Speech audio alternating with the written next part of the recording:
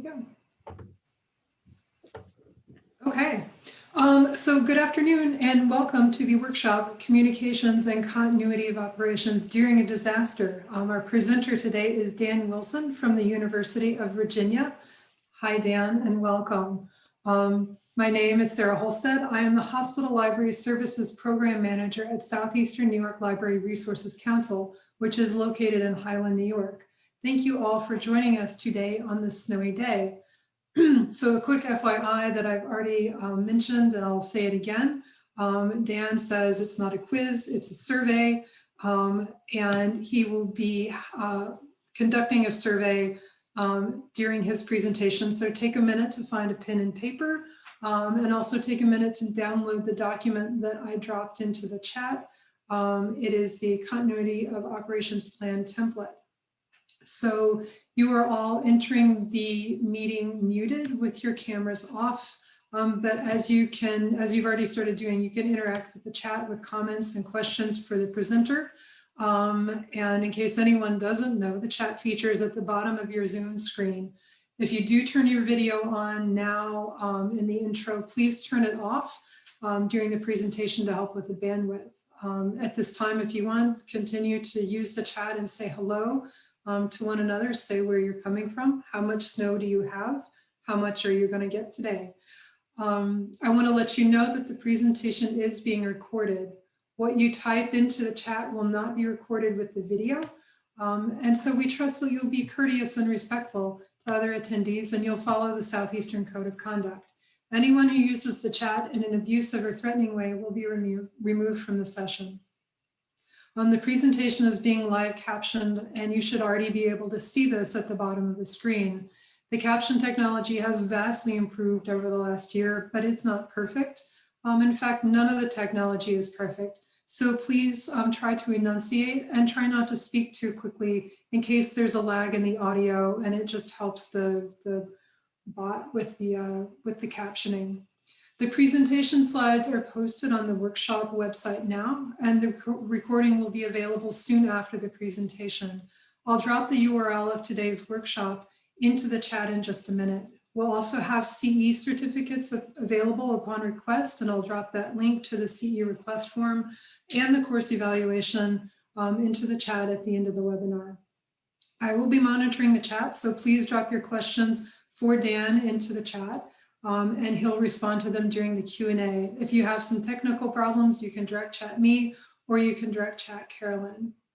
So I'm going to drop into the chat right now the URL for the project website and then for the specific page for our workshop website today. And so again, you can go there to get the link to the document template that we're going to be using later on in the presentation.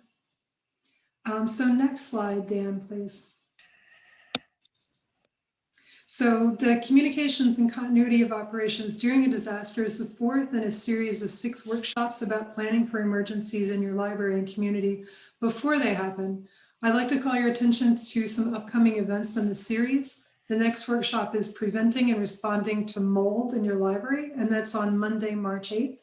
And the next meeting of the Disaster Planning Working Group will be on Tuesday, March 16th. You can register for both events on the project website. Finally, through this grant, we're offering a free online course that's developed by the National Library of Medicine and the Medical Library Association to earn a disaster information specialization certification. If you have any questions about this, please get in touch with me, and my contact information is on the project website. This workshop series is funded with a grant from the National Library of Medicine, and I'd like to acknowledge their support. Any opinions, findings, conclusions, or recommendations expressed in this material do not necessarily reflect the views of the National Library of Medicine or the National Institutes of Health. I'd also like to acknowledge the assistance of Carolyn Bennett-Glauda from Southeastern, who is providing support for this series. So thank you, Carolyn. Next slide, please. So we started planning these workshops back in February in response to events that we saw happening at libraries in the Southeastern region. This was not a response to the pandemic. But as we've seen over the past few months, natural disasters haven't been put on hold for the pandemic. Even without major weather events, closing and reopening libraries in the middle of a pandemic brings whole other layers of stress. The way we experience emergencies or disasters, or even daily pandemic life, is deeply personal, and the trauma is life-altering. I just want to acknowledge the experiences that you all may be bringing to this workshop and ask that as speakers or commenters or listeners, we respect the narratives that may be shared today. One focus of these workshops is to help libraries make plans before an emergency or disaster, and also to help libraries get planning resources out to their communities so they can be prepared too. I want to take a minute to highlight a few of the resources on this slide, and these resources are also on the workshop website. For libraries, I would call your attention to the In Case of Emergencies Continuity of Operations Planning course, which was designed by Dan. And if you want to take a deeper dive after this presentation, I think that's the place to start. A place that I recommend both for libraries and for your patrons is ready.gov. Their resources around Make a Plan are a fantastic place to start, as are for the public, How to Prepare for Emergencies from the American Red Cross. I also like from the CDC, there's a crisis and emergency risk communication manual for libraries to investigate, and for library staff, if you want your staff to kind of dig in on preparedness around specific events, there's some webinars from FEMA that are a really good place to start. Another good resource for your patrons would be the Disaster Preparation and Recovery from Medline Plus, and also planning for special populations, emergency and disaster preparedness from the Department of Health and Human Services. So again, all of these resources are on the project website. I can drop that link in one more time. So again, I will thank you again for being here today. And I'm going to turn the presentation over to Dan Wilson. Remember to put your questions into the chat, and there will be plenty of time for Q&A at the end. So take it away, Dan. Thank you. Thank you, Sarah, and hello to everybody. Down here in Charlottesville, Virginia, we have about 2 inches of snow on the ground, and surprisingly, we've had snow on the ground for about 2 weeks now, which is very unusual in this area of the country. So we're looking forward to spring, which will come a little early. And just as a spring note, we did notice the other day that there's some daffodils blooming not far from our house. So spring is on its way. So I wanted to start by just talking about my connections with New York State. I was born in Pennsylvania, in Lewistown, Pennsylvania. I grew up in Bloomsburg, Pennsylvania. And then from Bloomsburg, after I got my degree in history, I went to New York State. I looked at the library science program at Syracuse, but I was small town, and so I ended up going to Geneseo. And so what I'd like to do, and again, I'd like to keep this webinar as informal as possible and as interactive as possible. So as I start talking about my history, if there are any connections, just feel free to just put some comments in chat as I go along. So 1982, I got my MLS from SUNY Geneseo, the library school, which is now defunct. I think it last year was 1983, so I wasn't the last class, but I was close to being the last class. And from Geneseo, my first library job was at Dutchess Community College in Poughkeepsie, New York. And I was working there in a temporary basis. David Ottinger was on sabbatical, and Michael Pope was the director at the time. So that was my first experience as a full-time library job. I was probably about 23 at the time, and I just seemed like such a young professional, but that was my first dip into the library world. My first full-time job was up in the North Country, up in SUNY Canton, and I went up there, worked for Fareed Haq for many years, from 1984 to 1991. In 1991, I came down here. So I kind of did the triangle in New York State, doing the Geneseo down to Poughkeepsie, and then up to the North Country in SUNY Canton. Down here, I've been the Associate Director for Collections and Library Services. That's my role now. At the time, I was Assistant Director for Access Services. So my job changed a lot since I came here in 1991. In 2007, probably the best thing that's happened to me since I've been here in Charlottesville is that I was appointed the coordinator for the National Network of Libraries of Medicine, NNLM, Emergency Preparedness and Response Initiative. And during those years, that was a grant, a subcontract that I was getting from the National Library of Medicine, still working full-time here at the Health Sciences Library at UVA, but going all around the country and meeting a lot of wonderful people and through those years, and worked with the Mid-Atlantic region, which at the time was in New York State, and then has since, I'm sorry, New York City, and has since moved to Pittsburgh. So after that subcontract ended, I was still doing some guest work up in New York State. In 2015, I was the guest speaker at the NILA conference, annual conference in Lake Placid. Some of you may have been there, and it wasn't too long ago. And then I think it was 2016, I was trying to look through my records to see exactly when that was, but around 2016, I drove up to Canandaigua and worked with the public library system up there for a workshop.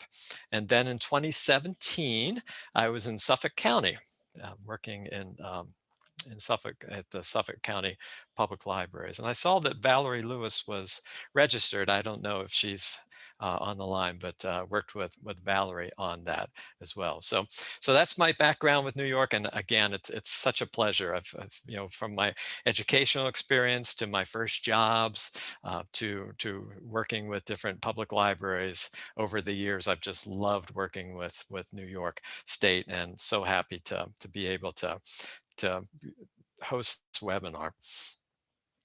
So as Sarah said, this right into the presentation, what we're going to do, I'm going to ask you to get out that pencil or pen, and I'm going to ask you a series of questions.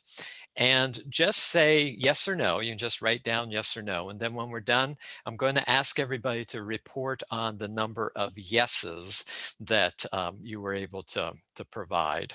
And what this is what I call a library's disaster readiness score. And we're looking at the library's disaster readiness culture. And so it's always fun to see how ready libraries are and how their culture is. And I'll get scores from 0 to 10, usually on the lower end. So don't be concerned if you're on the lower end. But let's start going through this. So the first question I have for you: does your library maintain core print materials that may be needed if power is down for an extended time or the internet is compromised? And where this comes from is in the event of a major power outage or a major cyber attack where the internet is down. And there may be weeks, there may be months, there may be a long time when you don't have power or you don't have internet. And your community, your patrons are going to be looking to the library to see what you can provide in that type of situation. And I'll just give you a little background here. Again, I work at the Health Sciences Library, and so we make sure that we keep a print collection of our core textbooks. And so if the power is ever down for a long period of time or the internet's down, the healthcare professionals that work over at the hospital not far from here would be able to access those print resources. And I guess from a public library standpoint, I've heard in the past, Chilton's manuals, if that's still available, people would be still fixing their cars. And I know the phone books aren't available as much, but something to be thinking about as you start looking at your disaster readiness. And one other story: when I was in North Carolina once, I was speaking in Asheville, which isn't far from Black Mountain, which is a fictional book. 1 second later or something, there was some book that was written back there. And the emergency planner in that area was just so so excited about public libraries, and what he was talking about is kind of a rural area around there, but he was excited if public libraries could have like old books of agriculture and how in the 1800s agriculture took place. And so he was really kind of getting excited about print materials. So there's a big range from historical materials to just regular print materials that may be needed if the power is down. That's the first question. I won't take as long with the other ones, but so yes or no with the first question. Second question, is there a response station that includes items such as flashlights, first aid kit, bullhorn, plastic, and battery operated radio readily available? And probably one of the most important things here could be that bullhorn. And some libraries have bullhorns. They're usually the ones that have been planning ahead for this type of situation where, again, the power's down, there's an emergency situation, you need to communicate to patrons that are using the library at that point. You have no other means to do that. Do you have a response station? Do staff likely needed to respond to a disaster practice 72-hour home preparedness? And Sarah talked about the CDC. There's a lot of FEMA materials about 72-hour home preparedness. If you are a disaster ready culture, you know that your home comes first. And so if you are if you've prepared at home, then the sooner you can get your home in order, the sooner you'll be able to help out with the library. So that's all part of 72-hour disaster preparedness that you could have. Number 4, do you perform regular drills on how to respond to unplanned incidents based on risks? And we'll talk about this when we look at the one-page plan. But when was the last time you talked about how your library would respond to a tornado warning, or what would happen if there was a shooter in the area or something like that? So these are regular drills. Have you done a tabletop exercise in the past 12 months? And the tabletop exercise is a tool that emergency planners use so that you can simulate some kind of disaster plan. So let's go back to the tornado, for example. Tabletop exercise for a tornado would be you would get all your people in the same room that deal with your disaster response, and you go through a scenario. Okay, there's a tornado watch in the area, and then an hour later it becomes a tornado warning.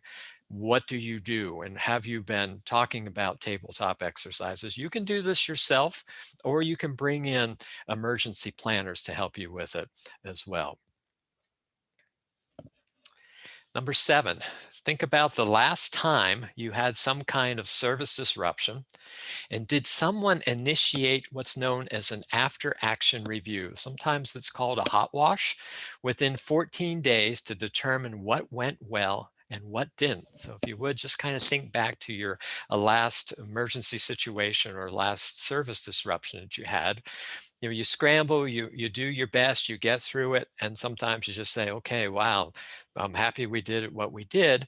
But what you want to be doing following every kind of disaster situation or service disruption, you want to do an after action review. And again, you can do this yourself, or you can bring in emergency planners to guide you through the process. But it's basically determining what went well and what didn't go well, so that the next time you have that type of situation, you respond even better.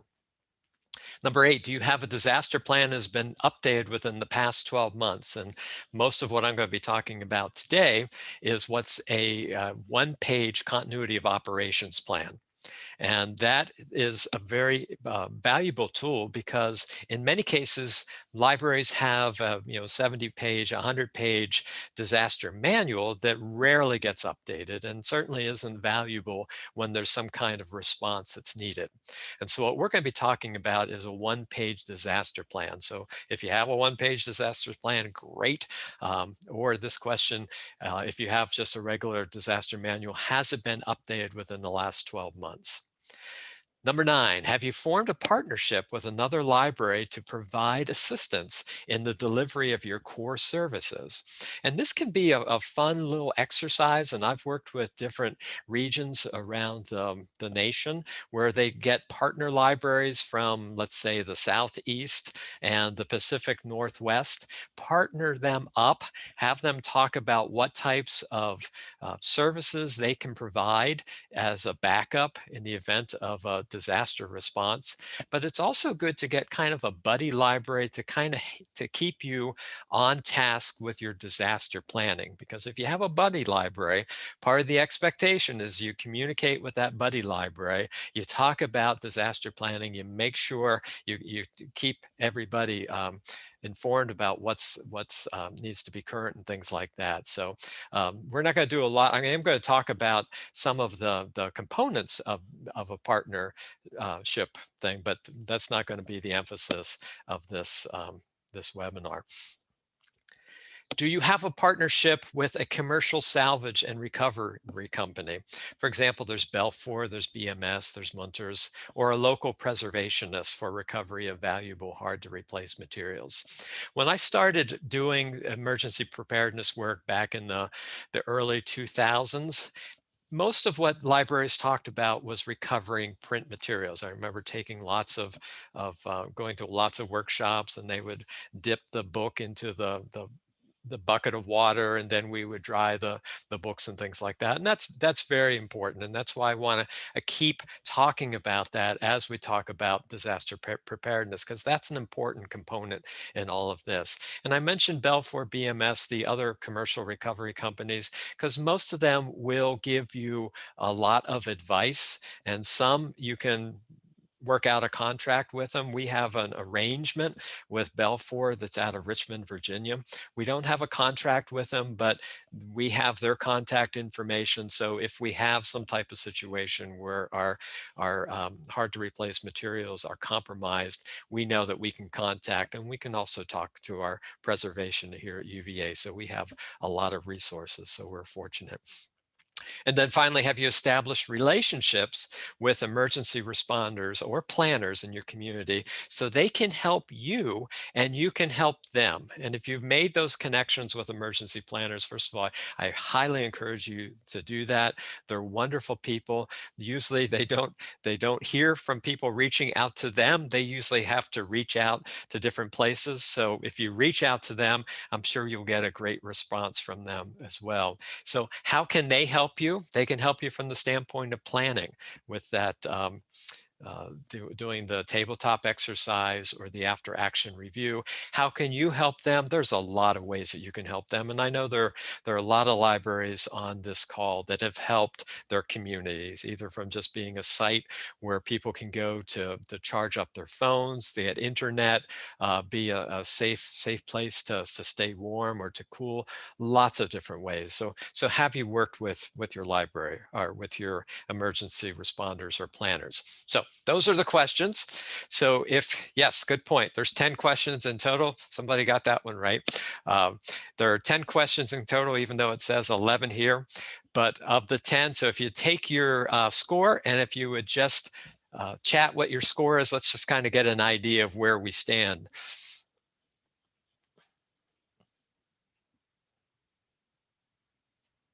Again, don't worry about that four actually isn't that bad.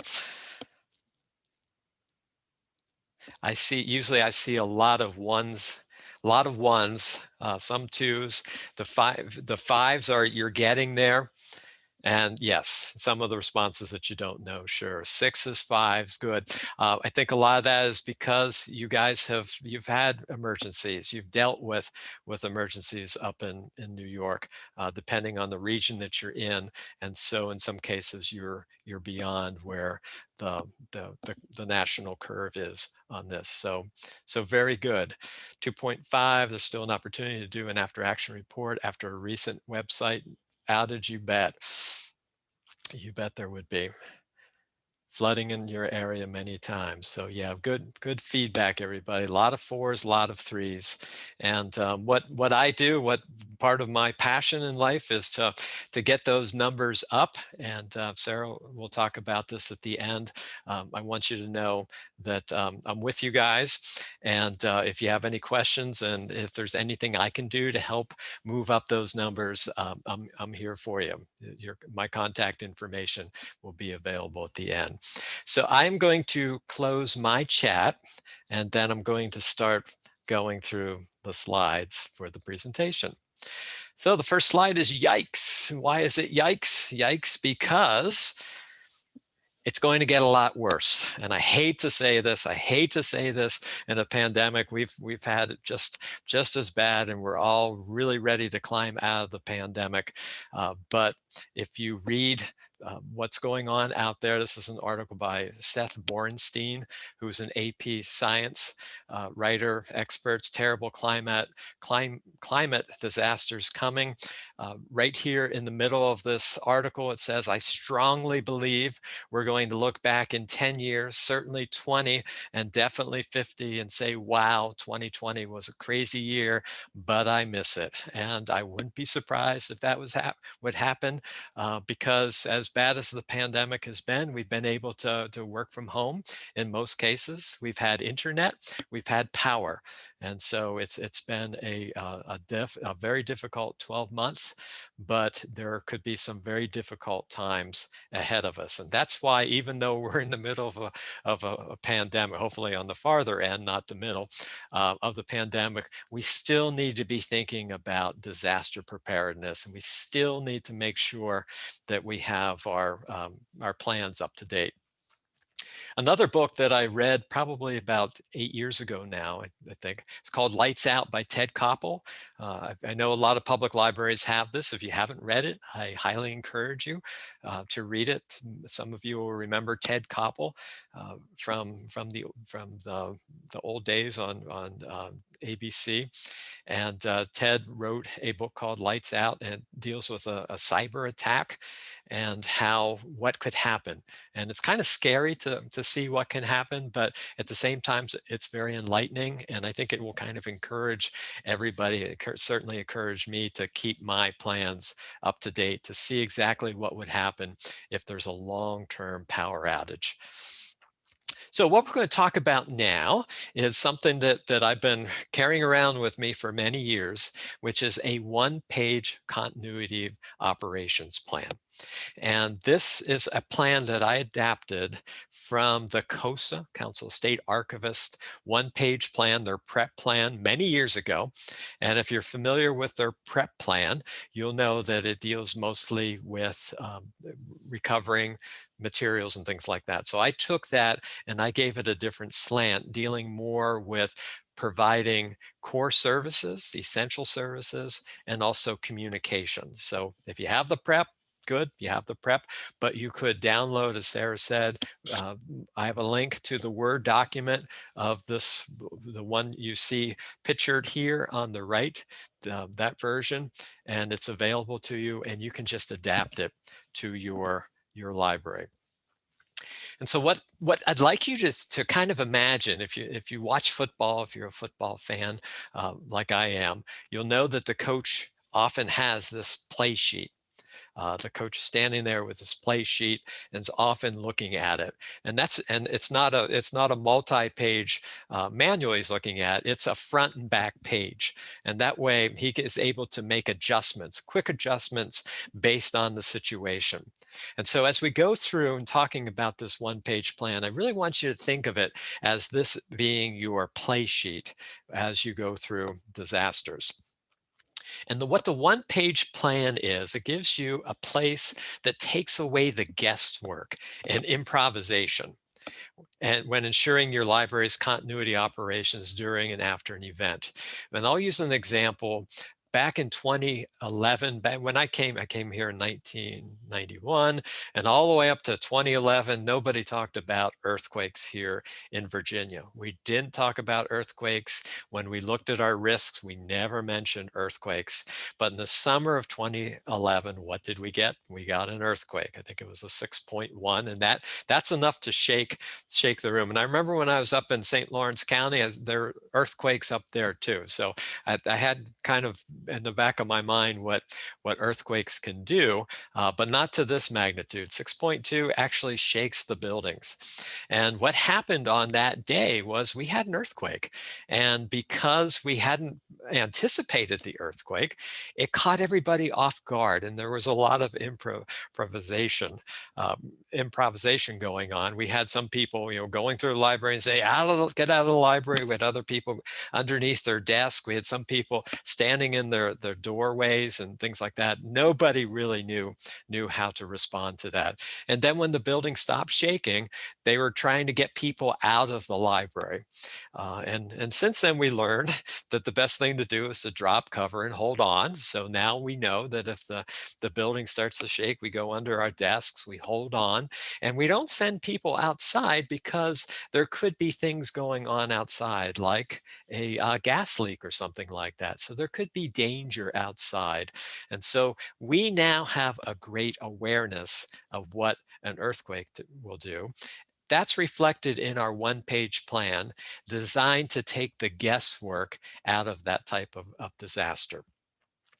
And so finally, a one-page continuity plan is the written version of your COOP effort. A continuity plan prioritizes and guides decisions when emergencies occur. Any event that makes it impossible for employees to work in their regular facilities could result in the activation of the continuity plan. We activate our one-page plan probably 2 or 3 times a year, and it's usually in anticipation of a snow emergency. We'll do that. We've had microbursts, we've had other things like that in the past, but usually it's a snow event that we will activate our plan. And actually our plan has changed more. Before the pandemic, we didn't have as many people working from home, so we didn't have that infrastructure set up from home. And so now we do. So we are so much better prepared. And as I go through this presentation, we're going to talk about the benefits of the pandemic, the many benefits of the pandemic, and how it will help us in our future disaster planning endeavors. So when you're looking at your one-page plan, you're dealing with one page, the front and the back. And so you have to be concise about what you're going to focus on. And my suggestion for focusing is to focus on what is critical to your mission. So what are the resources critical to your mission, and also to focus on communication. Those are the 2 areas that we start with: mission critical resources and communication. So let's take a look at mission critical. So if you have well, I'm sure you have a mission statement. If you look at your mission statement, often everything right is in the mission statement that will help guide you to what you need to be looking at with your one-page disaster plan. And let me give you an example here. This is from the University of Washington Health Sciences Library's mission statement. We advance scholarship, research, education, and healthcare by anticipating information needs, providing essential resources, and facilitating learning for the greater health sciences community. And so if we took that and found and pulled out of that what's most essential, I think you'd all agree that it's providing essential resources. Now, facilitating learning for the greater health sciences community now gets bumped up a little more. Again, the pandemic has really helped us because now we can teach from offsite, whereas we used to teach only from the library. Now we can use Zoom sessions and things like that. So as you're going through your disaster planning and you're looking at your mission essential, maybe it is that educational element through whatever programming that you can can provide to your community. And so maybe again, with the pandemic and with Zoom and all the new infrastructures that we have, maybe that educational part will rise to the surface along with your essential resources.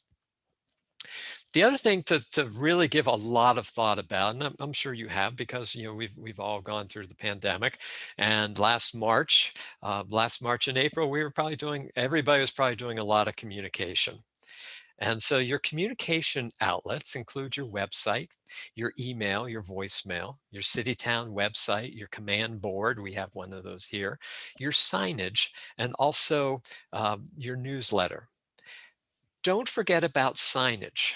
And I'm going to just keep talking about this all the way through this webinar, is that we have to think all the way through the process. We need to look electronically, website, email, voicemail, and then we need to round that off with signage, because if there's a long-term power outage or the internet's down, you don't have access to everything. The phone could be down for a long time. So signage is something that's going to need to be there. And if you really wanted to be proactive, you could anticipate some signage and you could print off some signs now, or at least you would know that you can always hand make signs as well. So communication type always starts with your website, your email, and things like that, but it also goes down to signage as well. So again, going back to lessons from the pandemic, probably the biggest lesson that may have been learned is your leadership structure from the pandemic. And think back in March, think back in February when, wow, I guess it was a year ago now, when things were starting to happen. And you might remember, some people were starting to wear masks. Other people I was at the point this year, at this point, I was at least 6 feet from people. So we're all kind of doing it individually. We're all kind of picking up on what was going on. But it really hit hard that second and third week in March. And just kind of reflect, and no need to chat on this, but just kind of reflect to your library leadership and how the communication strategy was handled. How the cadence, and cadence is something that is so important. Was the cadence good? Were you staying ahead of things, or were you always scrambling and kind of catching up, or was leadership not communicating at all? So we had a great opportunity to really see how our leadership responds in a disaster. And so my suggestion is to use this in your planning. If you have strong leadership, make sure that strong leadership is very involved in the planning process. If you don't have strong leadership, let's say your leader is strong in some areas, but not in this area, that's fine. But plan for that. Make sure that you have that make sure that some structure is in place so that your leader, who may not communicate as well, is able to lead that, or to keep that going. So leadership is a critical part of disaster response, but it doesn't always have to be the library director. It doesn't have to be the library director. It can be somebody else. And please kind of think through this and make sure that the person that is activating the plan is working through it. And often it's not just one person, it's a team. And we'll talk about that when we talk about the one-page plan as well. So lessons learned, leadership, pandemic. The other thing, and Sarah approached this too, is the psychological impact of a disaster. We're all weary, we're all struggling with the pandemic, and it's a good example of how each of us responds differently to the pandemic situation. We all have different situations at home. We all have different. The pandemic is just so broad, that we all realize that there's a psychological impact of a disaster. But I'd like to go back to another situation that we had here in Charlottesville back in 2017 when we had the riots. You probably remember that became a theme of the presidential election, this past one, the Charlottesville riots, when the right came to Charlottesville, and there was horrible, horrible riots, clashes, violence in Charlottesville. That just doesn't happen. And it happened. And I experienced it because the library, the Health Sciences Library, we have established a partnership with the hospital's emergency planner as well as community emergency planners. And so we had, through that partnership, the Health Sciences Library was designated the Family Assistance Center. And that's where family members go when there's a mass casualty. So the library, we cleared out the library, and the the Family Assistance Center was set up, and that means that clergy, the social science or social people came. A lot of the hospital people came to be there for the family members. All kinds of things. So my point being, I was part of that, and I saw the family members come in. I was also charged with watching social media that day, and so it was really overwhelming, and it took many months, if many years. I may still not be over it. I am still emotionally impacted from that event. And so when does that come up? It comes up when it's brought up in presidential elections. It comes up every August 12th when there's anniversaries and things like that. So keep in mind, please, the psychological impact of all disasters, and remember too about the anniversaries. And most importantly, everybody responds to a disaster in a different way. And then another important thing to always think about when you're looking at disaster planning, this relates to the leadership question as well, is succession planning. And succession planning basically means if the director isn't available, who makes the calls? And on this screen, and I'll read through it, is an example of when you need to have succession planning. So imagine that it's a weekday afternoon in the middle of April. A strong line of storms is approaching from the west, and the National Weather Service has issued a tornado watch for your area. In the early evening, while the library is still open, the tornado watch turns to a tornado warning as a tornado has been spotted 2 miles from town, moving in the direction of the library. Some tough decisions are ahead, but unfortunately, the library director is vacationing in the Florida Keys, and succession planning has not been established for the library. So this is a great example of why you need succession planning. You need to make sure that somebody is available to make those difficult calls in that type of situation. Even to the point when you're a disaster-ready culture and your director goes away, the director is going to contact or communicate with the person in charge. Hey, I'm going away. It's up to you if something comes up. Always be prepared. And again, if you're a disaster-ready culture, you're looking at things like that. And then finally, before we look at the one-page plan, I want to talk about exercising your one-page plan. It should be exercised at least once a year, preferably twice, although I might argue that you might want to look at it monthly. There are just so many different types of disasters that can happen.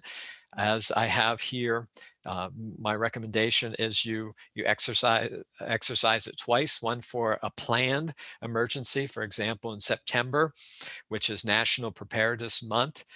If you're in an area that is susceptible to a hurricane, that's when you do the preparedness one. If you're up in the good old North Country or in the Rochester or Buffalo area, of course, you have the winter storms coming through there. So that would be your equivalent of a planned emergency. So you exercise your one-page plan in September, and then April, which is fast approaching, is an opportunity to provide an opportunity for exercising an unplanned event such as a tornado.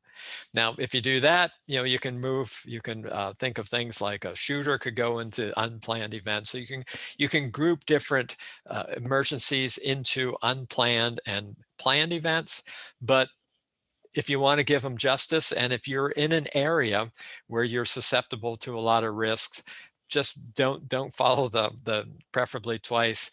Do it more often. It's a lot of fun. You can do these. Again, you just come up with a scenario, and whatever the scenario is, you work it through. You make sure that your COOP is, your one-page COOP is up to date, that the numbers are up to date as well, and then you're going to be in much better shape if there's some kind of disaster.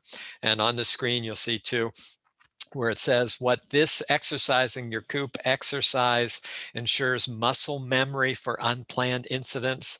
In order to assure a consistent and prompt response, it's critical that staff are able to respond to a sudden incident without needing to look up the response procedure. And we'll talk about this when we get to the one-page plan as well. So now we're there.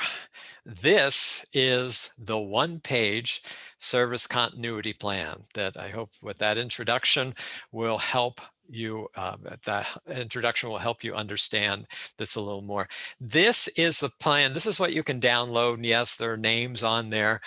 There's some numbers, but there's no passwords, and there's no telephone numbers, personal telephone numbers on it as well. So I used to give a very skeletal one-page plan, and that became more difficult. I think it's easier if you're going to take a plan and just adapt it. Is pretty much just, okay, Gretchen Arnold's not the director. Here's the director. Put that person's name and put the contact information. So I've gone from a very sparse one-page template to this very filled-in one-page plan template that, again, you can download and you can use for your library.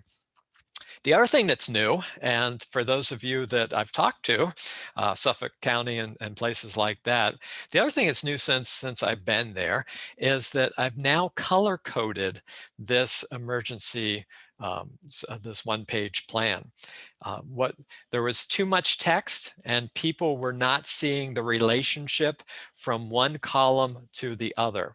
And so now, and I probably got this idea by looking at one of the football coaches' plans, which are very colorful. Their play sheets are very colorful. So now what you can do to simplify your response and to make sure it's consistent and make sure it's done well, you can use this coloring system, so that it will work out better. And so what I'm going to do is just talk about each column as we go through. And the first column is for your emergency response coordinator.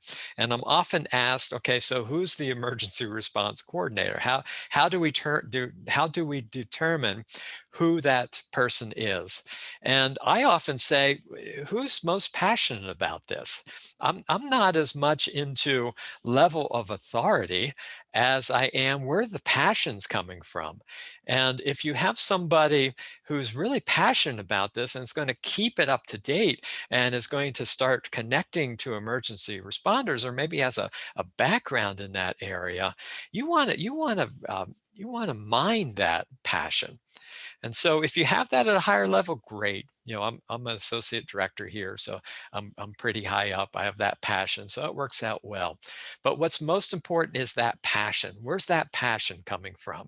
So the emergency response coordinator, and here are the responsibilities. So you can kind of think about who this might be in your library. The first thing that the emergency response coordinator does when there's a emergency activation is to notify your executive team. Who are the high-level decision makers in your library? And it could be within your library. If you're a one-person library, it could be somebody else outside the library. It could be a group of people. It doesn't matter. Who is that core executive team that makes those big decisions once some type of emergency happens and a response is needed? So in my library, we have the director position, we have the associate director, we have another associate director, and we have the administrative manager. We are the executive team. If something happens, we're talking about whether the library is going to close, what we're going to do with this, and what we're going to do that. All those decisions are made with the red team. We call it the red team. So then the emergency response coordinator, once they've talked to the red team, and knows kind of the plan of attack, notifies the blue team. And in our library, the blue team are our managers. So anybody that manages somebody in the library is on that blue team. So the red team comes up with the plan, and then the blue team is notified so they can notify their people underneath them, and they understand what the response is going to be. Then I activate the service continuity team. And you can see that's in green font. And if you go over to the right column, that's our continuity of operations plan. So whenever I activate the service continuity team, this is what we do. We provide services from Monday through Friday, 8 a.m. to 5 p.m.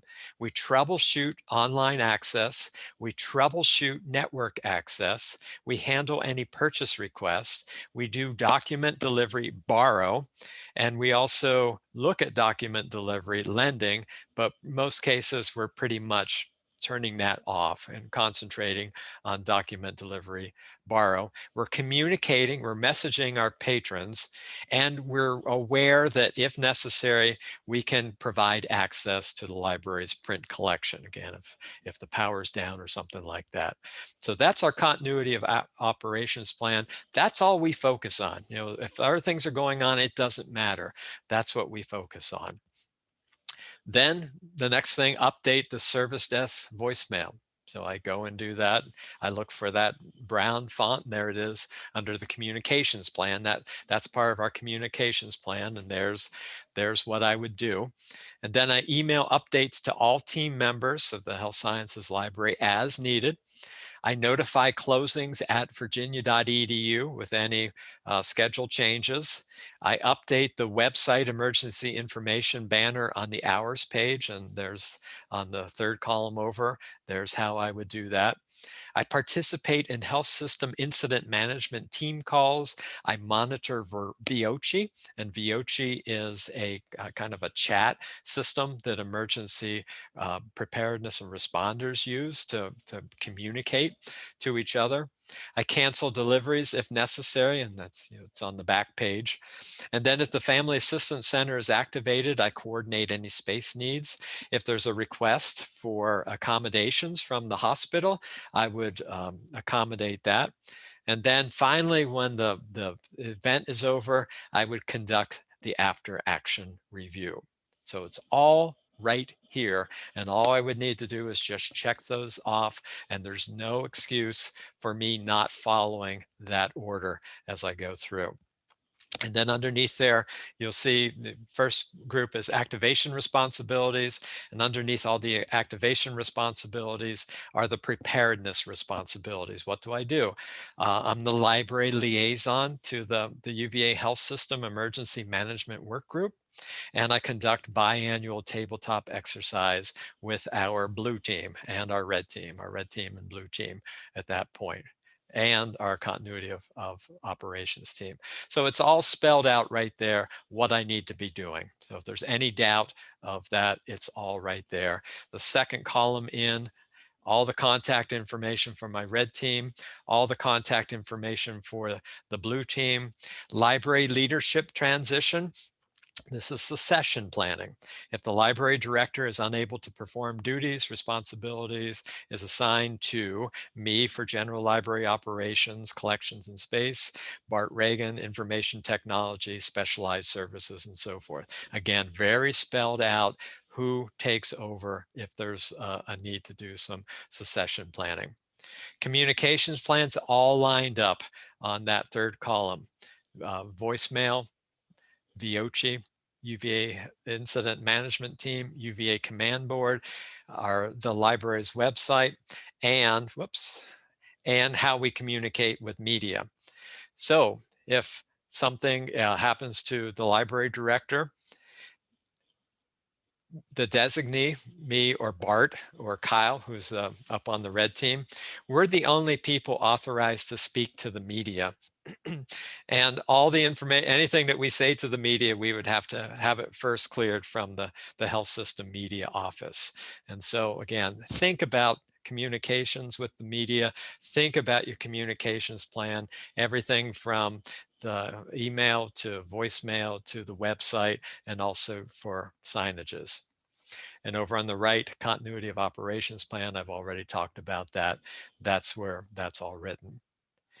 One page. This is a one-page plan, so you really have to be concise.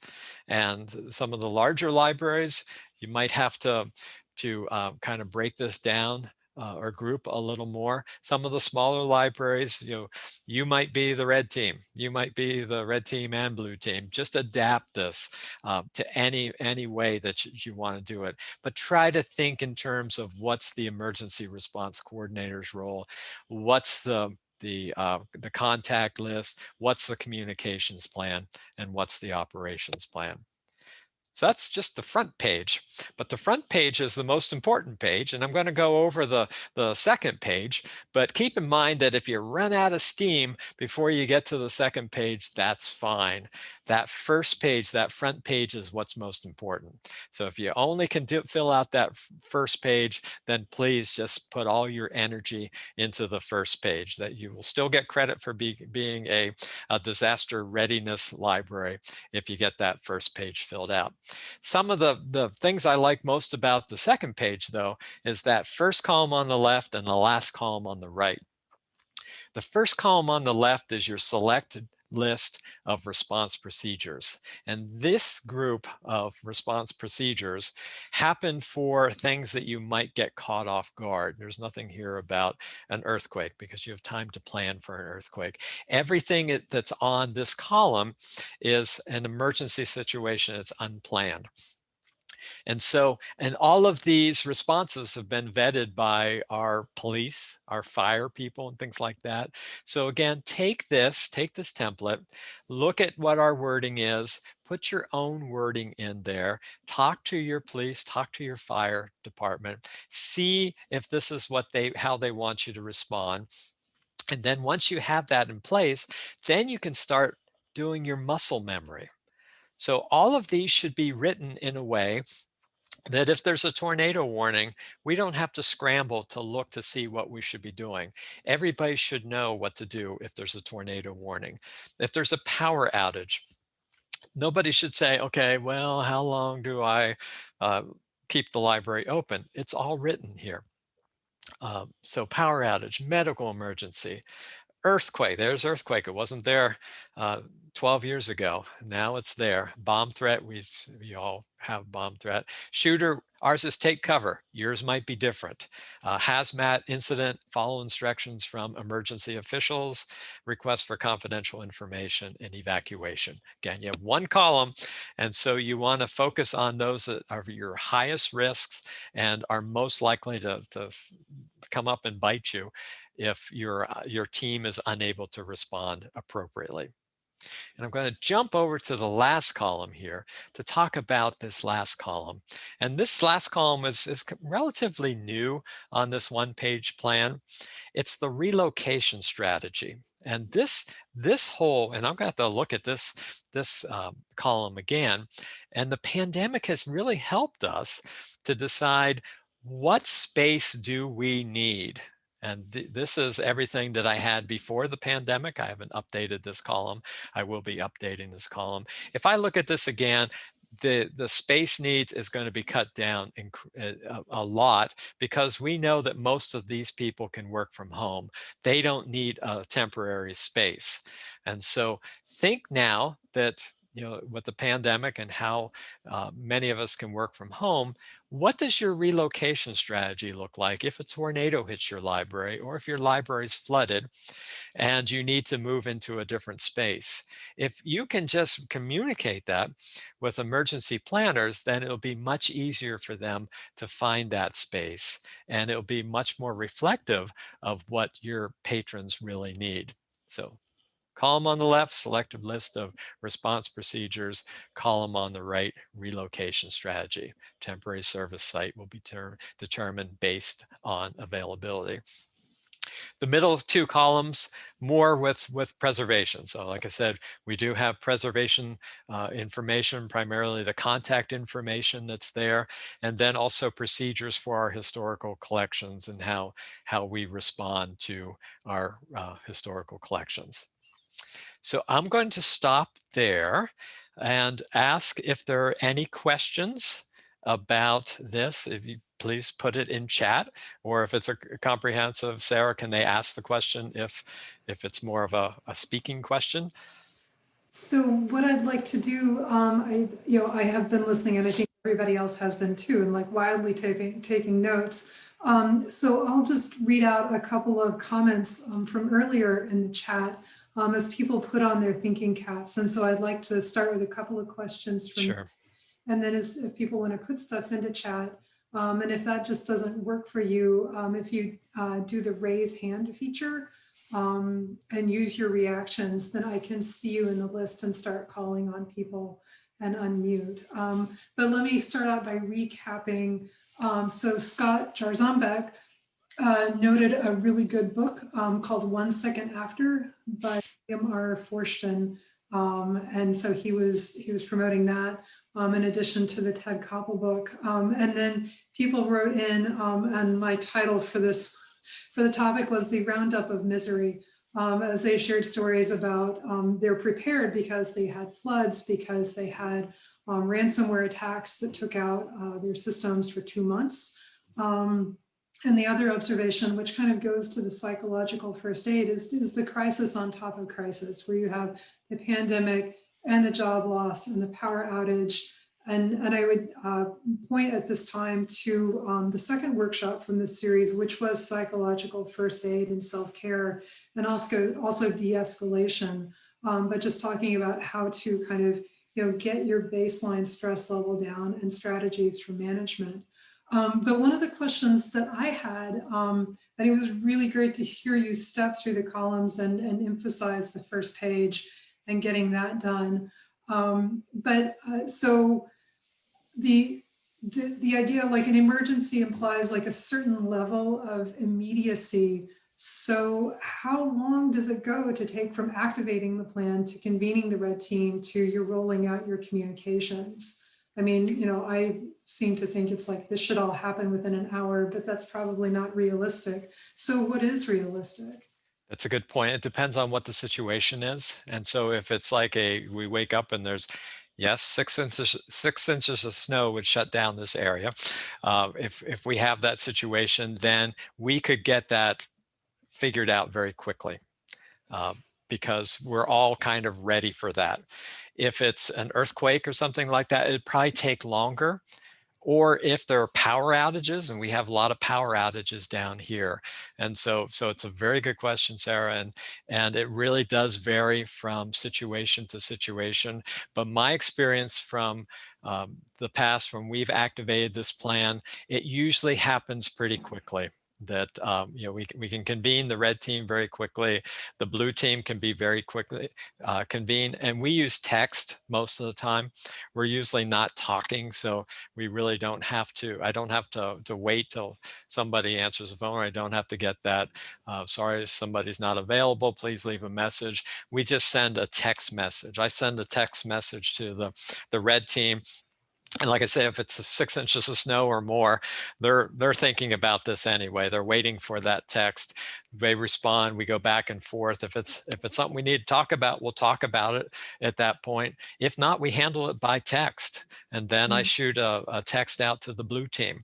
And then we get a response from the blue team. And then I have the service. The blue team is just kind of notifying that this is what's going on.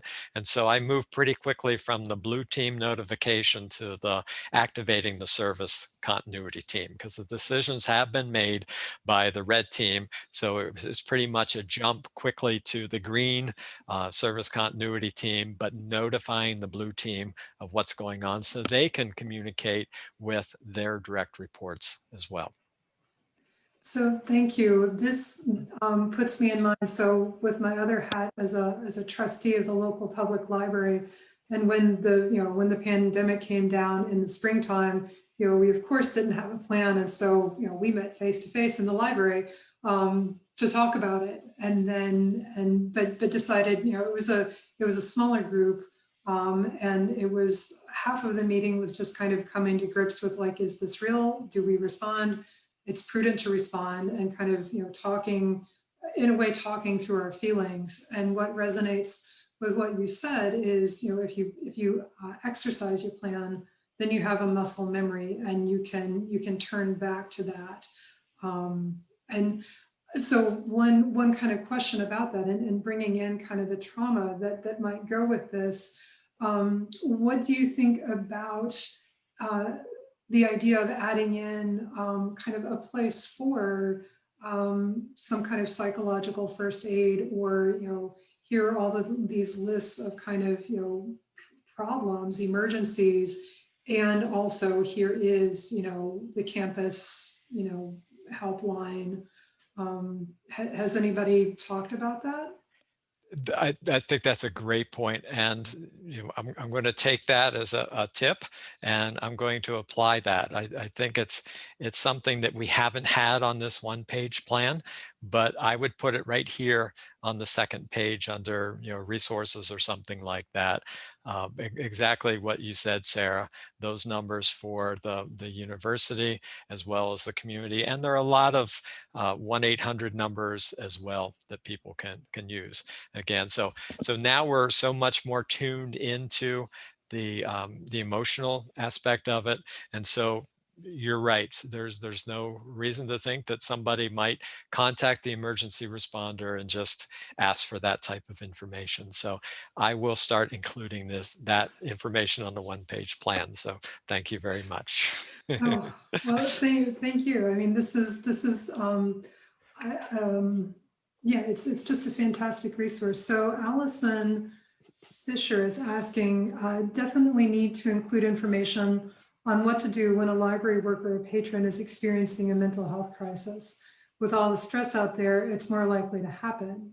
And she says that SUNY Erie is currently working with JED to include mental health care for their students. So it makes me wonder, you're talking about adding, a name or a number to that left-hand side, but I wonder if that's, if you could squeeze in like one more section for kind of mental health care as well. Yeah, or that might also come under the second page, first column. Select a list of response procedures. Somebody's having a panic attack or something like that. We should probably know how to handle that as well. So as people are kind of cogitating on that, another thing that you said that resonated with me was the signage. And, again, back to the local public library, as the pandemic has gone on and on, it's like the front door is more and more plastered with these signs about what you can and can't do, and like, when do you call, but when don't you call, and it takes 5 minutes.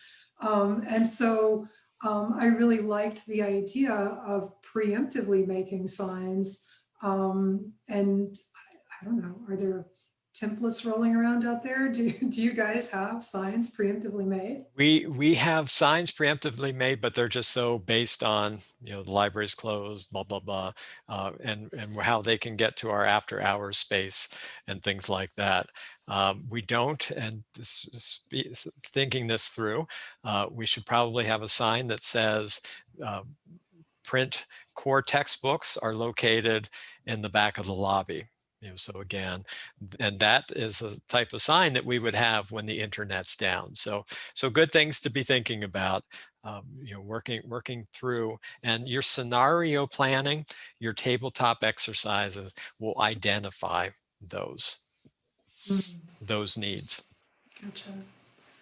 All right, we have another question from the chat. This is from David, and just forgive me for mispronouncing your name, Sadoff or Sadoff.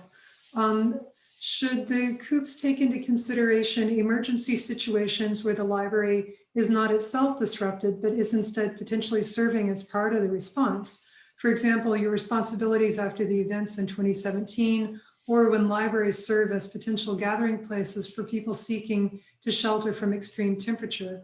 Or is that only something to consider once the library is already sufficiently prepared to take care of itself? That's an excellent question, and a question that I really haven't. I would have to think about that. But I know that a situation with public libraries, there could be something that happens on the east coast of Virginia, and there's a mass migration inland, and our public libraries are suddenly faced with a lot of borrowers that are outside the system, and how to deal with all of that. I would say if you can work that into the one-page plan, work it into the one-page plan. If you can't, keep that as a separate thought and a separate planning document. But I'm going to think more about that. I think that's an excellent question and one that I haven't heard. Because I think that's been part of the, well, not tension, but a conflict in kind of doing this workshop series is the idea that libraries are a place where people shelter. And that's what our kickoff speaker was about. And it's like, but libraries are closed in a pandemic. So then, I know we've all stepped up our Wi-Fi game and the curbside delivery and you're trying to get resources to people. But the traditional kind of sheltering role of libraries has really been upended during this time. So Pat Rapp says that we have pre-made images, messages for social media in case we have to close due to weather. Very good. So I had another question also that's come up in our disaster planning working group, and that is, this RAP plan, like, at first the idea was it gets printed on, paper and put in a Tyvek envelope. So no matter what, you can. And so there's been some discussion about like, well, you could put it on paper, but wouldn't it also be good to put it in the cloud? And so, can you talk maybe a little bit about the document? Yeah, I can talk about that. In fact, my plan's right in my wallet, and we used to use those holders, but we found that it's not always easy to get them into those folders. And here's mine, easily in my wallet. And what I do is when I update the plan, I do it two ways. I give everybody on the service continuity team, as well as the red team and the blue team, they all get a folded one-page plan from me, so that they can have that. I also give them it via PDF. So if they want to keep it on their phone, or if they want to put it up on in the cloud, and that's where I kind of rely on my IT team. The IT team would take care of that. But yeah, definitely the cloud. We have a couple of cloud options here at UVA. Also, the PDF is important because some people they don't want to carry something around like that in their wallet, and they want to use it on their phone. So between PDF, paper, and something in the cloud, you should be covered. Gotcha. And one other question that's come up in our discussions is, at what point do you kind of launch off from the one-page plan to the binder? Or do you just forget the binder? We haven't. The binder would probably be brought in to kind of help with insurance and things like that. We still have that binder, but I haven't looked at that binder for years. But we've been working off of that one-page plan, and what that one-page plan really does synthesize the important elements of that binder. And what we don't have from the binder is all the insurance information, all the photographs, all the documentation that would need to be used if there was an insurance claim. Other than that, we're running with that one-page plan. So I'm glad you brought up insurance, because it was all totally like glass half full perspective. And it was, let's say you have your COOP plan and you have it completed, but you don't follow your plan and something horrible happens. Are there liability implications? Are there insurance implications? I mean, is it almost better to just throw up your hands and say, we don't have a plan and therefore we can't be held accountable? Another good question. Another good question that we haven't dealt with. My understanding, from all the different planners that I've worked with and all through over the years, that question hasn't come up, and that doesn't mean it's not something that should be discussed.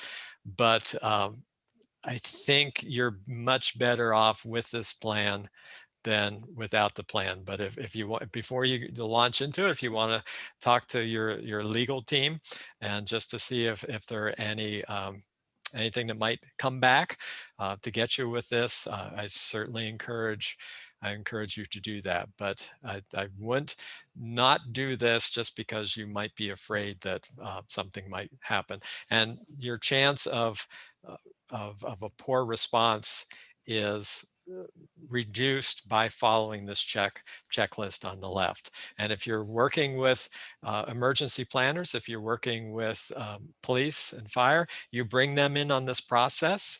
They see what you're doing and they will give you feedback to make it even better. So it's not always something, and I hope I hope that I said that, you want your passion, you want to put this together, but you always want to have this vetted by your police, your fire, your emergency team. And if you're in a public library, library boards, I don't know exactly what that would be, but I have yet to run into an emergency planner or somebody that wasn't so excited and so happy for this document and wanted to take it with them and go to other agencies and say, look at this, look what they're doing over at the library.